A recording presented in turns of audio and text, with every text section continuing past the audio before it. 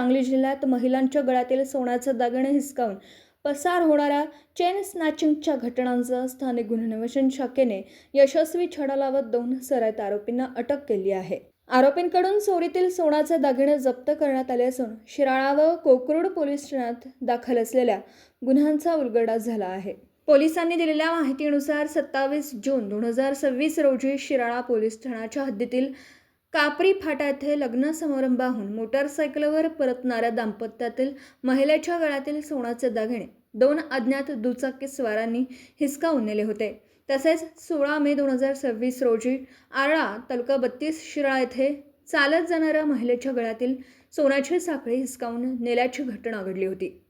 या दोनही प्रकरणांमध्ये गुन्हे दाखल करण्यात आले होते। या गुन्ह्यांचं गांभीर्य लक्षात घेऊन पोलीस अधीक्षक तुषार दोशी, अपर पोलीस अधीक्षक कल्पना बारावकर यांनी स्थानिक गुन्हे अन्वेषण शाखेला आरोपींचा शोध घेऊन कारवाई करण्याचे आदेश दिले होते। पोलीस उपनिरीक्षक संजीव झाडे यांच्या मार्गदर्शनाखाली पोलीस उपनिरीक्षक महादेव पवार यांच्या पथकाने सीसीटीव्ही फुटेज, तांत्रिक विश्लेषण आणि गोपनीय माहितीच्या आधारे तपास सुरू केला।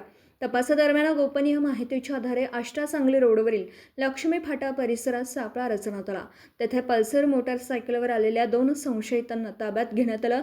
त्यांची ओळख लक्ष्मण चंद्रकांत चाळके, वय वर्ष 34, राहणार चांदोली वसाहत आष्टा, तालुका वाळवा आणि अमित नानासो बुधावले, वय वर्ष 27, राहणार शहापूर इचलकरंजी, तालुका हातकणंगले अशी झाली।